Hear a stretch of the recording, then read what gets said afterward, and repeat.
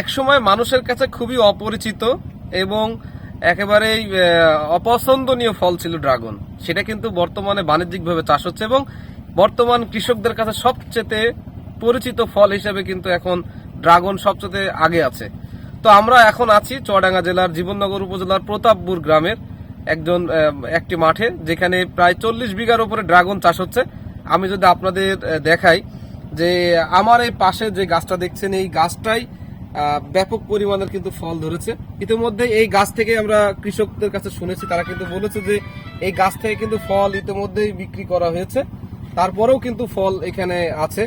তবে এই ড্রাগন বাগানে দেখছেন যে এখানে কিন্তু সম্পূর্ণ বিষমুক্ত।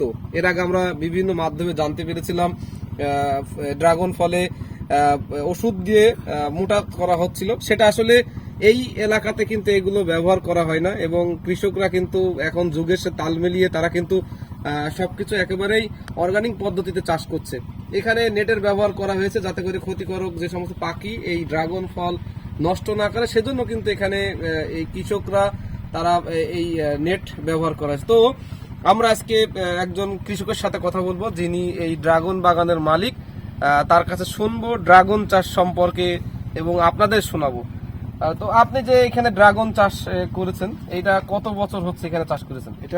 এই ড্রাগনটা করছি আমরা 4 বছর বয়স। 4 বছর ভিতরে আগে আমরা শুধু ড্রাগনই রাখতাম, এখন ড্রাগনের চাষের সাথে সাথী ফসল করছি, যেমন শসা, ফুলকপি, বাঁধাকপি, ব্রোকলি কপি, এগুলো আমরা এখন বেগুন, এগুলো এখন আর কোনো ড্রাগন শুধু জমিতে থাকছে না, সাথী ফসল হিসাবে সবসময় একটা থাকছে।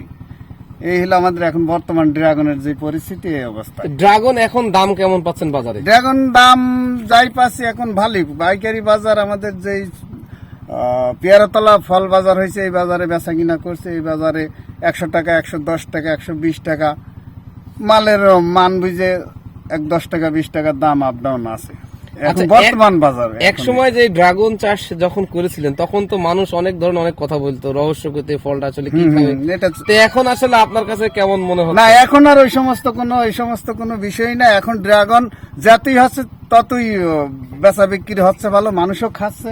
বাংলাদেশের বিভিন্ন এলাকায় এইখান থেকে ফল বিক্রি করছে আমরা, তারা বিভিন্ন এলাকায় নিয়ে যাচ্ছে। বাংলাদেশের প্রত্যেকটা জেলায়, প্রত্যেকটা বিভাগে এখন ড্রাগন ফল, চুয়াডাঙ্গার যে সমস্ত ড্রাগন চাষিরা ব্যবসার দ্বারা সমস্ত জায়গায় এখন ড্রাগন ফল যাচ্ছে। আর ড্রাগন ফল অতিরিক্ত বেচা কিনা হচ্ছে, আর খুব মানুষ খাচ্ছে। তো আপনি মনে করছেন কি ড্রাগন চাষ যদি সঠিকভাবে করা যায় তাহলে কি লাভজনক মনে করছেন? ড্রাগন চাষ সঠিকভাবে করলে লাভজনক চাষ, ড্রাগনও লাভজনক, আর জমি খালি থাকছে না, জমি অল টাইম যে কোনো একটা সাথী ফসল থাকছেই। এটাই সবচেয়ে একটা সুন্দর একটা লাইনে পড়ছে এখন।